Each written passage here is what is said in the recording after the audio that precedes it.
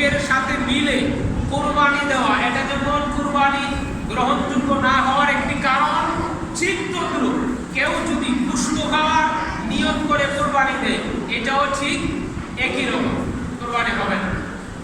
ঠিক আছে?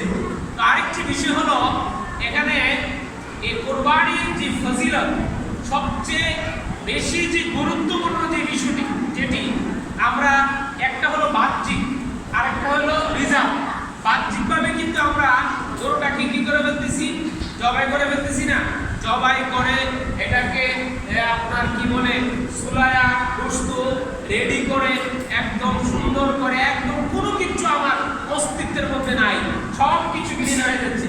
চামড়া দিয়ে দিচ্ছি, চামড়া এক প্রসেসিং করে চামড়া তৈরি, বিভিন্ন প্রসাধনী বা মানে বিভিন্ন প্রয়োজনীয় জিনিস বানাচ্ছে।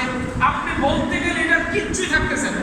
আপনার হাড় যেটা অতিরিক্ত আপনি খাইতে পারতেছেন না, এটা ফেলে দিলে কালের পরিবর্তনে এটা কি হয়ে যাচ্ছে, মাটি হয়ে যাচ্ছে না, মাটি হয়ে যাচ্ছে, সব কিছু শেষ। কিন্তু আল্লাহর হাবিব ইসলাম বললেন, সাম্মিনু দাহায়াকুম ফাইন্নাহা লাসিরাতে মাতায়াকুম, তোমরা মোটা তাজা পশু কুরবানি দাও, এই পশুটা তোমাকে ফুলসিরাতের পারে তোমার জন্য বাহন হয়ে যাবে। চিৎকার মেরে বলেন সুবহানাল্লাহ। এদিকে সব শেষ, কথা বলেন, এদিকে কি সব শেষ, কোনো কিছুই তার অস্তিত্বের মধ্যে নাই, সব আমি একবারে টুকরা টুকরা করে ফেলছি।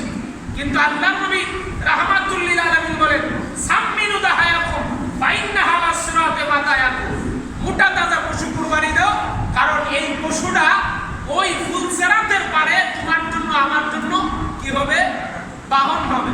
তাইলে বুঝা গেল বাহন হওয়ার ক্ষেত্রে এখানে আল্লাহ পাকের পছন্দের ব্যাপার আছে। কথা বলেন, কিসের ব্যাপার আছে? পছন্দের ব্যাপার আছে। এই পছন্দকে আরবিতে বলা হয় কবুল। পছন্দকে আরবিতে বলে কি? কবুল। অর্থাৎ আল্লাহ যদি কবুল করে ওই বিপদে আপনি পাবেন, আর যদি কবুল না করে তাইলে এখানে যেমন শেষ, ওইখানে কোনো অস্তিত্ব কল্পনা করা যাবে না। এটা একবারে অবাস্তব না, বাস্তব কথা। কারণ আল্লাহ